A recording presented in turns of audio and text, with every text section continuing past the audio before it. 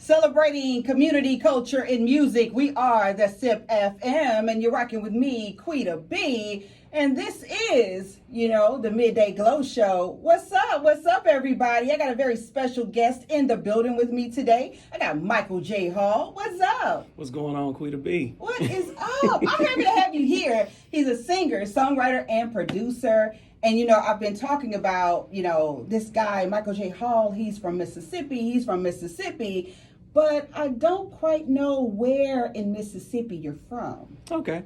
Well, surprise, surprise, I am from Jackson. I grew up in South Jackson, graduated from Forest Hill High School. Okay. So, yeah, definitely homegrown. All right. You know what? That did kind of shock me because I was expecting you to be like from Ken or something like that, just because it was just so well hidden. Is that where the inspiration for Red Clay, the title of the album, came from, growing up here in Jackson, the streets and things like that? Yeah, and I also have ties to the Mississippi Delta. My dad's side of the family is from the Delta, so, a lot of the things that are pervasive through our communities, whether it's in rural areas or even in a bigger city like Jackson, those kind of things inspired, Red Clay. And I just wanted to, get some pride out there in terms of the kind of music that I'm trying to put out. I wanted people to be inspired by it. Okay. Let's back it up for a second. You said you graduated from Forest Hill, right? I did. Were you in the band and choir or anything like that? Yeah, I was definitely in the choir. Okay. I think 2 of the years I was in choir. So, yeah, I definitely grew up singing. I was that kid in church singing. I was that kid who was dancing to Michael Jackson videos and all that kind of stuff. Wow. I definitely was that kid.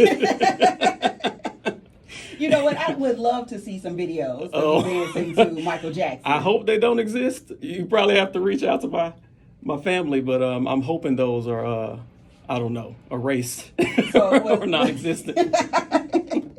You know what? As long as you don't have the glove on, I think you are. You know what I'm saying? I think you're all right. But speaking of Michael Jackson, and it seems like he inspired you. Were there any other, artists and singers that inspired you to kind of pursue what you're doing now?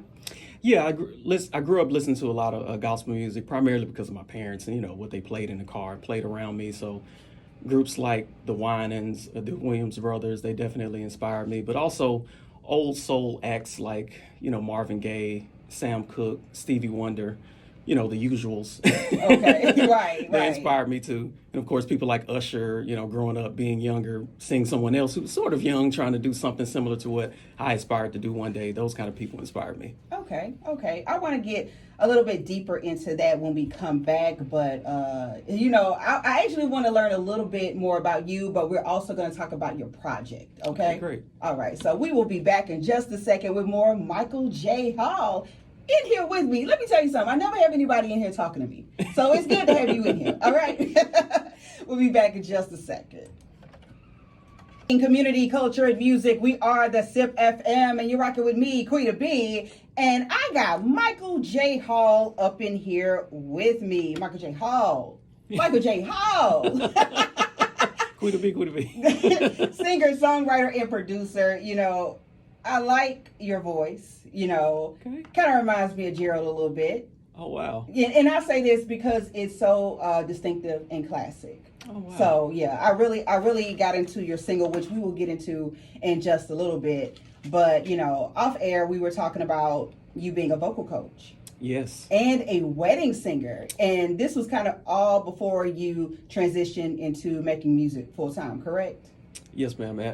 Until I transitioned into writing and production, giving more focus on that, yeah. Okay. So before I ask about the project, okay, I wanted to know, you being a wedding singer, and I saw this movie like back in the 90s, was it? The Wedding Singer. Adam Sandler. Yeah. Adam Sandler, and he seemed to have like some really like wild times. Like, do you have like any like extra stories where people were doing the most? Well, there is one particular story, and it's quick. Okay. It's not as wild as the things that happened in The Wedding Singer, but I would primarily be hired to sing during the ceremony. So a lot of times I would sing the bride down the aisle. Oh, wow. Yeah. And there can be a lot of pressure sometimes Yeah. because, you know, they're recording it. 30 years later, they're going to be looking at that recording. But anyway, a lot of times the bride would be coming down the aisle and I would have to finish the song. So Yeah. I went to dress rehearsal on a Friday. I sang it the way they wanted me to sing it, you know, for the duration they wanted me to sing it. Okay. And as I was singing and the bride had basically made it up front, I was looking at this lady. I'm assuming she was the bride's mother or grandmother. She seemed like she was family because she was on the first row. Yeah. And she just looked at me and smiled like, yeah, okay, baby. Yeah. Then she gave me the, cut it off, stop, what? cut it off. So when I saw her do that, I mean, I just kept singing because fortunately for me, it was towards the end of the song anyway. Right. So I just, you know, continued until we ended the song. But, you know, those family members, they take that wedding very seriously. My thing is, though, if you were doing what you were told, just because she ready to go, which I understand, you know? Yeah. It's But probably been a long day. since then, I'll ask people, okay, how long do you want me to sing? Okay, when she gets up front, do you want me to stop? Exactly. Just end that verse, end that hook, like, you know, just tell us what to do. But yeah, nothing too crazy, but that was probably the most, that was probably the funniest thing that has happened during my journey as a wedding singer. Yeah, that is very interesting. And now you're on a new journey with singing and songwriting, like you said, and producing, putting more of your focus there. Mm-hmm. And you have a new project out, or you're about to release, Red Clay. Now, tell us a little bit about Red Clay. Red Clay is a project that is, it's twofold. I wanted to highlight some of the great talent we have around the state of Mississippi. A couple of the artists are from Jackson, and a few of the other artists are from other parts of Mississippi. And I wanted to show a bit of my songwriting and producing ability. I've been writing songs off and on since college, but I just got into production last year. Okay. So I just wanted to show, you know, a little bit of that prowess and, again, you know, highlight some of the great talent that we have, some of the burgeoning talent. Okay. So when you talk about the talent, what did they contribute? The writing, the, you know, I guess putting together, the, you know, I don't know, the instrumentation or something like that? Mm-hmm. Well, most of the artists wrote their verses or they wrote their parts. Okay. So I wanted them to get an opportunity to, you know, add their touch to it. There are parts that I've, you know, written for people. But for the most part, their verses and such, they wrote themselves. I basically produced every track. Okay. I brought in live instrumentation to assist with that as well. So it's a mixture of live and in-DAW production, if any music heads know what I mean by that. I don't. Okay. But no, can you give me a little bit of what what that means? Sure. So a DAW is basically a digital audio workstation. Yeah. It's an acronym. And it's what a lot of artists, DIY artists and, you know, big artists, big producers use. So an example would be Logic or Pro Tools. Okay. So those are, you know, DAWs. And some, you know, DAWs come with in-house sounds and instruments and samples, so to speak, quote unquote, that you can use and you can manipulate to some degree to produce the sound that you want to produce. So it's a mixture of that and live instrumentation. There are, you know, a couple of guitarists on there. There's a bass player on there, a couple keyboardists on the project as well. So it's a mix. All right. And you said there's a Mississippi artist on every track. Yes. And let me tell you, that wasn't as easy to pull off as you might think. It took a while to actually, you know, get all the artists together because, you know, artists, we're you know, we have lives, we have different things that are going on. So, you know, there were different artists who I reached out to who just couldn't do it at the time. So it took a while to get a solid, you know, list together. I've been working on the project since November. So it's a 5-track EP, but it took a while to, you know, get every artist to, you know, have their vocals sent in, to get everything to the level of professionalism they would want, and I would want as well. Absolutely. Because your competition or, you know, the community that you're trying to integrate into, I imagine, is not just a community here in music, but nationally, internationally. It has to be able to stand up a little bit. Absolutely. And I'm going to tell you something. I really like this song by you that we're about to go into. And please, it's called What Say You by Micheal J. Hall.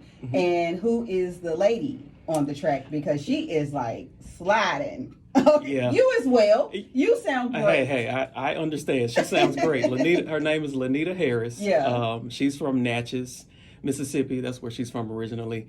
And Lanita is more well known actually as an actress, but more recently she's been releasing music. And so I thought this was an opportunity to showcase her talent a bit because she is a friend of mine. She's a friend of my family's. Okay. So yeah, she's doing a great job on there, and I definitely agree with what you're saying. That's why I had to make it the first single. People keep bringing up What Say You when I show them songs from the project. So yeah, I'm very excited about it.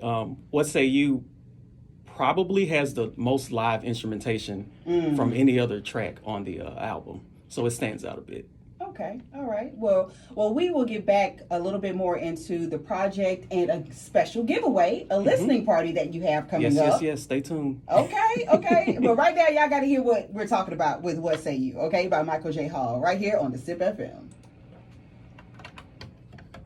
You rocking with me, Queen of B. Got Victoria Monet right there with Smoke. And I have Micheal J. Hall here in the studio with me. And we are talking about his new project, Red Clay. Yes. Yes.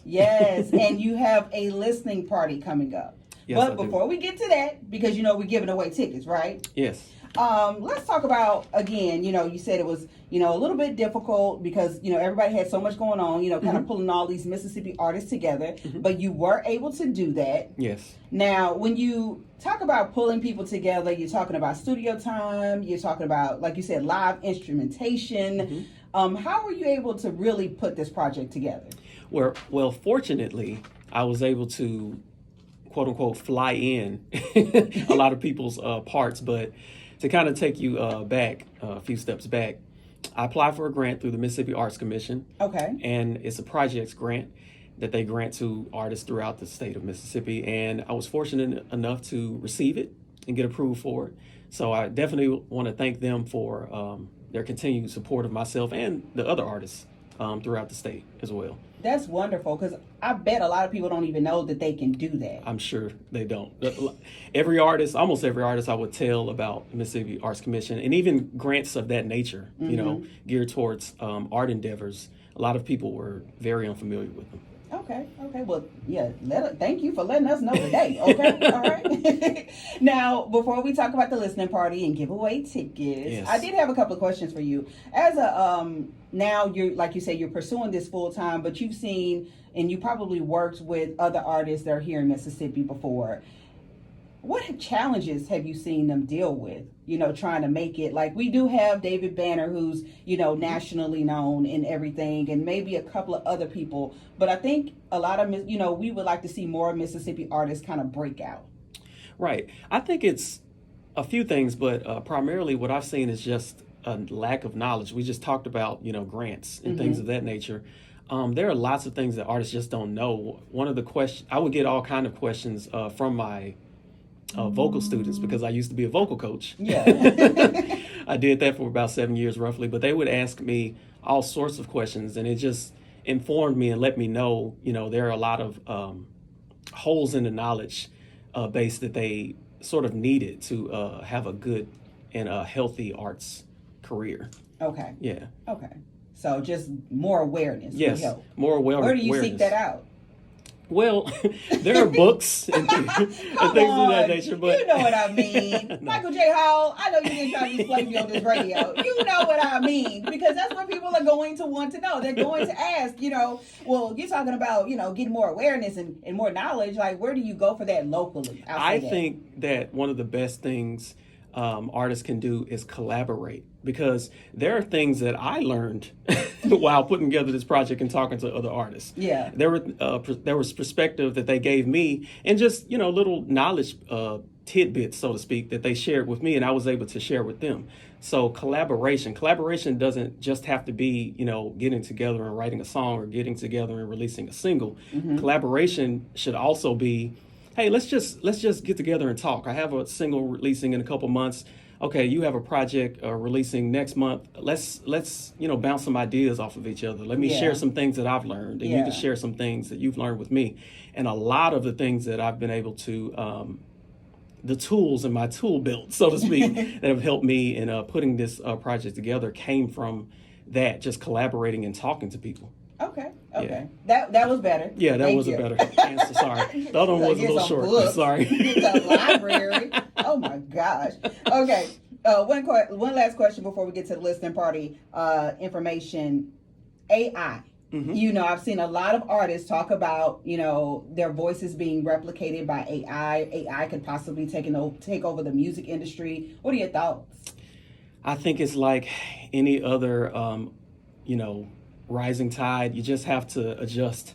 Yeah. It's another tool in your tool belt. I would encourage artists to use AI. If you're not comfortable using AI to help you create music, if you feel like that's cheating and you're not comfortable with that, then you can use AI to help you speed up your editing when you're putting videos out on social media and things of that nature. Okay. But in terms of music, I just look at it as another tool. There's AI that helps artists to get their songs mixed and mastered. I would say, take that with a grain of salt because I don't know if the technology is caught up to the point where it's as good as, professional engineer in that regard. But those kind of things, just look at it as another tool, another way for you to, better your art and speed things up in terms of marketing and production. Okay. All right. Now it is listening party time. Now tell me, who's going to be there? What can people expect? Because we are giving away tickets to the listening party. Yeah. So the listening party will take place at Crown Studios, and that's a well-known local studio in Jackson. Okay. And I'll be showing the album to primarily media members, journalists, bloggers, radio personalities, radio people in general. Yeah. And just sort of showing them the project and highlighting the other artists on this project as well as myself. It should be really cool. There will be a professional photographer there taking pictures. So whoever wins, just kind of keep that in mind. I know people don't like to necessarily have pictures randomly taken of them. But there'll be food and refreshments and things of that nature. And it'll just be a joyous event for us to, celebrate this community of artists that I was able to garner with this project. Okay. All right. So here's the deal. Mm-hmm. I hear this is a very exclusive listening party. Yes. Just from the guest list alone. Yeah. Sounds like there will be a lot of tastemakers there. If I was an emerging artist, I would definitely want to attend. Yeah, definitely. But also if I was just, regular degular me, I would want to attend too, because I'm meeting so many greats in Jackson and in the surrounding areas who are, like you said, bloggers, who are journalists, all of these, again, tastemakers. So this is a real deal spot that somebody could get. Yes. This is, like I said, if you're an emerging artist, this is the place to be. Yes, and I've already done the legwork, so all you got to do is be there. Look good now. Look good. But yes, all you have to do is be there. So let's go ahead and give away one ticket. Yes. One spot. Oh my gosh. Okay.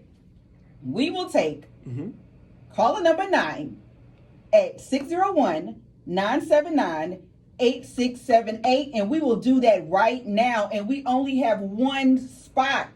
601-979-8678. 8678. You will be Micheal J. Hall's special guest. So don't even worry about, that you don't have a lot of people with you. You don't have your crew. You're going to be Micheal J. Hall's special guest.